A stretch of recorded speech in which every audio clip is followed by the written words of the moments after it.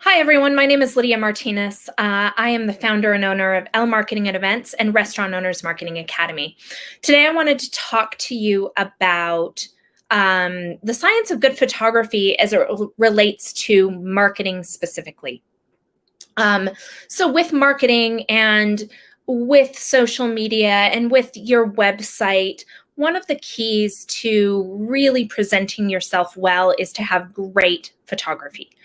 And the reason why that's so important is it gives people a visual experience. It helps them get to know you. It helps them get to know your brand. It helps them, realize and conceptualize who you are, what you're about, what you do, what you provide.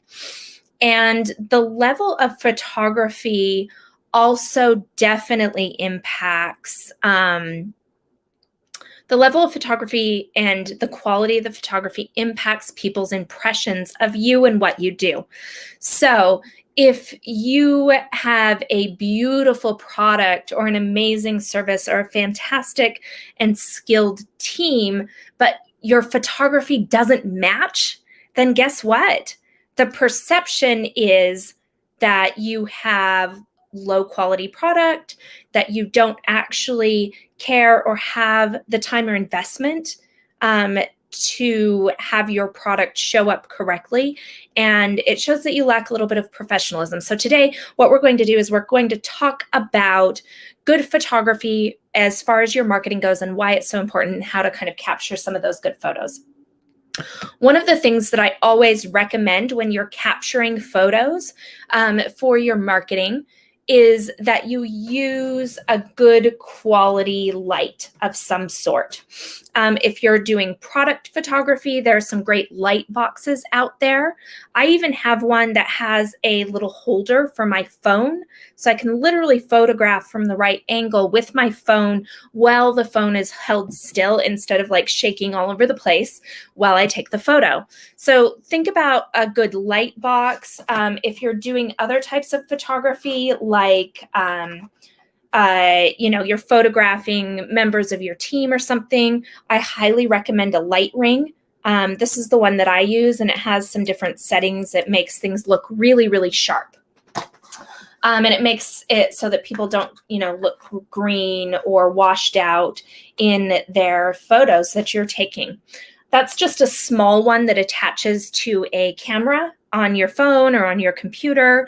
But you can get other light rings that kind of frame your phone entirely and have a holder for your phone as well, for really great high quality photos of people.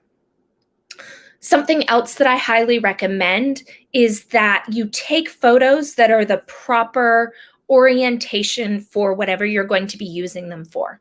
So for example, if you were taking a photo for Instagram, or you're doing photos for stories, photos for Pinterest, this orientation, this vertical orientation is the right orientation.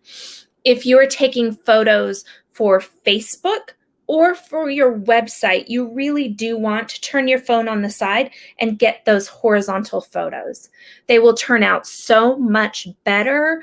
The orientation makes a huge difference.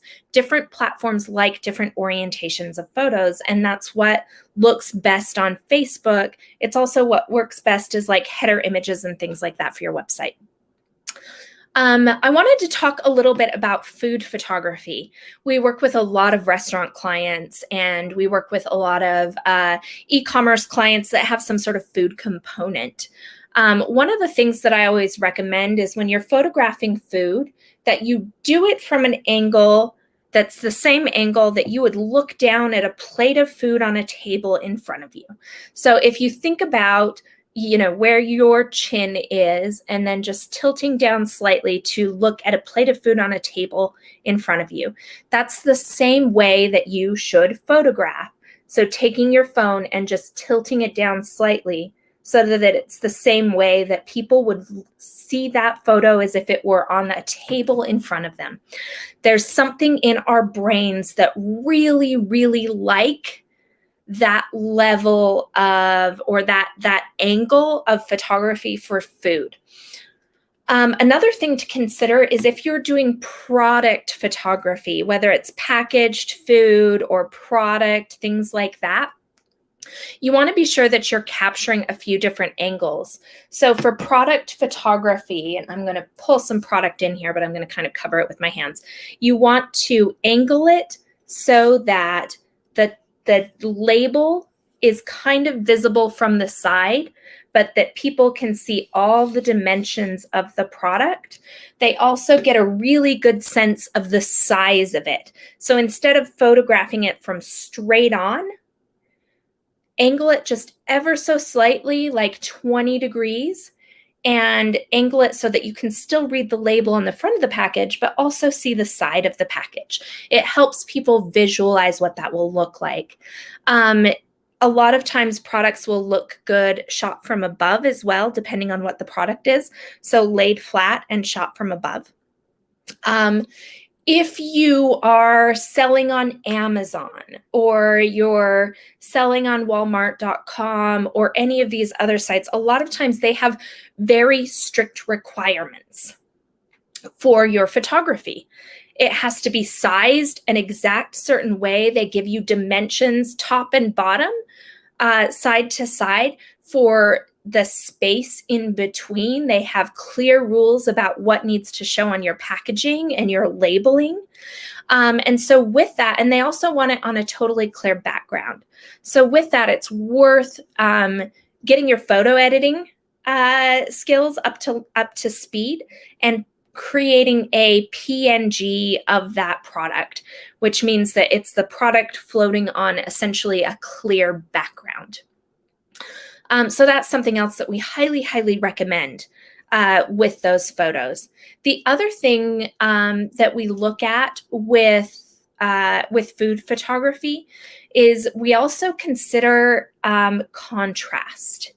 So with food photography, say you have a bowl of chili, for example, and it looks all brown. Even if that bowl of chili looks delicious in person, it is not going to photograph well. So think about things that you can sprinkle on it. Some chives or some parsley or cilantro, or, a drizzle of sour cream to break up that color. And think about that for anything that's super, super brown, whether it's product or food. Next, I wanted to talk about headshots. One of the things that we really try to focus on with our clients are getting great headshots that are more lifestyle shots. So think of it as a photo of you as a business owner or your team that feels a little bit more playful and fun. It feels like something that is engaging.